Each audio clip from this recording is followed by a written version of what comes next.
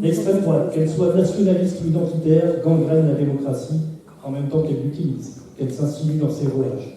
Le RN constitue le plus fort contingent de députés avec ses 123 élus aux dernières législatives.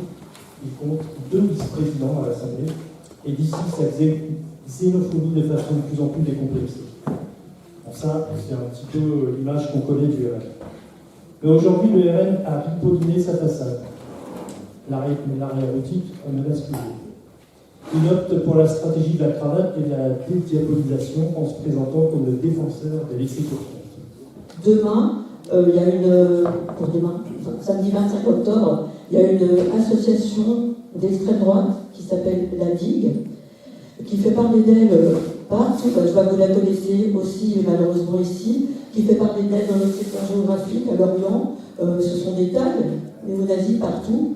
Ce sont des menaces à l'égard des violences à l'égard des syndicalistes.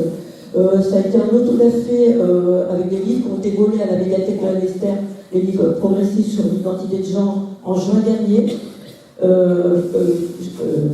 Autodafé qui a été filmé et évidemment montré, diffusé sur les réseaux sociaux. Voilà, donc la DIC, c'est ça. La LDH a porté plainte pour apologie du crime contre l'humanité au mois de juillet dernier. La plainte a été déposée le 23 juillet. La DIG, appelant cette manifestation, a envoyé un message à ses sympathisants pour leur dire comment s'habiller et de quel drapeau ils devaient, quel drapeau ils pouvaient amener. Donc les drapeaux, vous imaginez, la croix celtique, les drapeaux bretons et le drapeau palestinien. Voilà. Donc on voit qu'il y a une récupération par l'extrême droite et qui est abjecte parce qu'elle inverse totalement le sens de cette lutte qui est fondamentale aujourd'hui, et la lutte fondamentale aujourd'hui contre l'extrême droite partout sur la planète, on peut dire, et donc y compris à Arzano. Et bien voilà, c'est le lien, c'est peut-être ça, et c'est peut-être aussi comme ça qu'aujourd'hui on peut essayer de comprendre déjà et d'agir pour empêcher qu'on récupère de manière odieuse ce symbole qui n'a rien à voir, mais rien à voir avec l'extrême droite et la haine et le rejet de l'autre. Oui, je crois de toute façon que l'extrême droite fait toujours son miel de la confusion des idées, de la confusion des symboles, des repères. C'est sa stratégie pour lier les repères, d'où l'importance d'avoir des débats le plus large possible.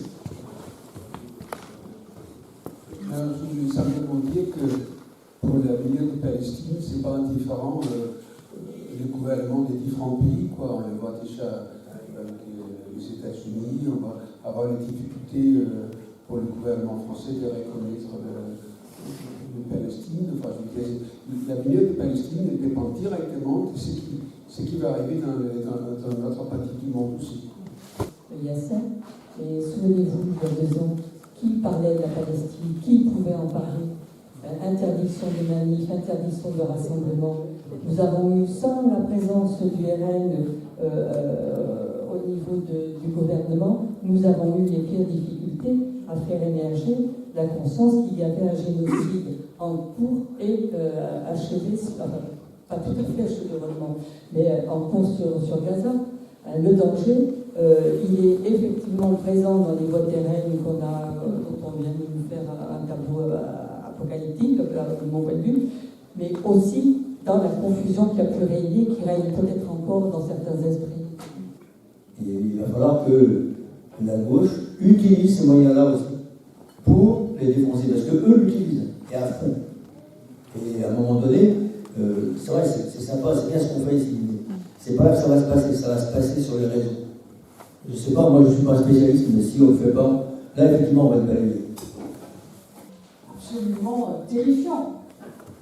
C'est terrifiant que Trump ait pu imposer cette paix, entre guillemets, cette sensation de la destruction d'un peuple, parce qu'il s'agit de la destruction d'un peuple, parce qu'il s'agit du peuple palestinien, sans qu'il y ait eu de réaction de nos gouvernements et de l'opinion publique d'une manière générale. Mais je crois aussi qu'il faut bien sûr ne pas laisser ce terrain-là à l'extrême droite ou à qui que ce soit, c'est évident, mais il faut aussi redonner un sens concret aux choses. Et parce que le risque, ça serait de penser que militer, c'est liker ou disliker des choses sur n'importe quel réseau. Et je crois que c'est très important de dire, ok, on peut le faire, moi aussi je suis sur les réseaux, comme je pense la plupart d'entre nous, mais c'est aussi se retrouver physiquement ici à Arzano pour un Fest-Noz, ou le dimanche pour... C'est très très important de rappeler que en dehors des réseaux, il y a aussi un monde réel.